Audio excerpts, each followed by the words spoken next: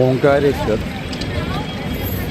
12 ജ്യോതിർലിംഗങ്ങളിൽ ഒരു ജ്യോതിർലിംഗമാണ്. ഇത് സ്ഥിതി ചെയ്യുന്നത് മധ്യപ്രദേശിലാണ്.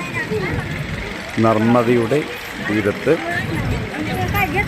അതിമനോഹരമായ ഒരു കുന്നിൻ ചെരുവിലാണ് ഈ ക്ഷേത്രം സ്ഥിതി ചെയ്യുന്നത്. ഇവിടെ നിന്ന് നമുക്ക് കാണാൻ കഴിയുന്നത് നർമ്മദ നദിയാണ്. ഇതിനോട് ചേർന്ന് തന്നെ ഒരു ഹൈഡ്രോ ഇലക്ട്രിക് പവർ പ്ലാന്റും ഉണ്ട്. അതിൻ്റെ ഡാമിൻ്റെ ദൃശ്യങ്ങളാണ് നമ്മൾ ഇവിടെ കാണുന്നത്.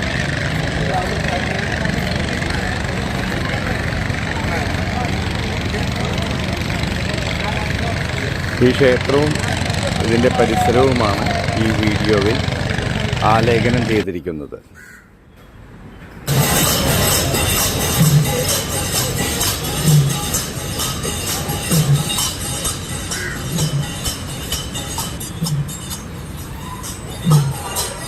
ക്ഷേത്രത്തിൻ്റെ അകത്ത് ഡാൻസുകളും പാട്ടുപാടിയുള്ള ഭക്തജനങ്ങളുടെ പലതരത്തിലുള്ള ഘോഷങ്ങളാണ് നമുക്ക് കാണാൻ സാധിക്കുന്നത്. ഇത് നോർത്ത് ഇന്ത്യയിൽ പൊതുവെ കണ്ടുവരുന്ന ഒരു സമ്പ്രദായമാണ്.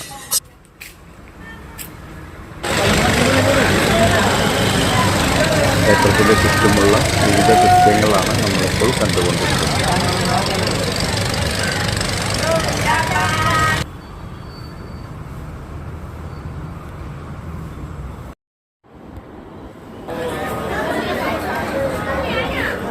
വേറൊരു പ്രത്യേകത, ഓംകാരേശ്വരവുമായിട്ട് ബന്ധപ്പെട്ട് കിടക്കുന്ന വേറൊരു ഐതിഹ്യം,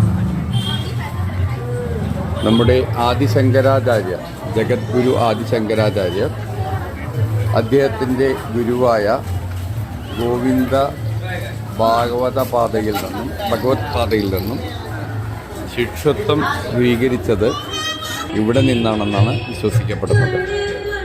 അദ്ദേഹം ഓംകാരേശ്വരിലെത്തി ഗോവിന്ദ ഭഗവത് പാതയിൽ നിന്നും ശിഷ്യത്വം സ്വീകരിക്കുകയും ഇവിടെ തപസ്സനുഷ്ഠിക്കുകയും ചെയ്തു.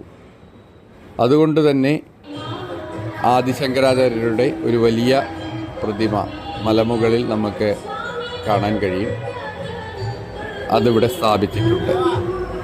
അതേപോലെ ആദിശങ്കരാചാര്യർ തപസ് ചെയ്തു എന്ന് വിശ്വസിക്കപ്പെടുന്ന ഗുഹയും ഈ ക്ഷേത്ര പരിസരത്ത് നമുക്ക് കാണാൻ സാധിക്കും.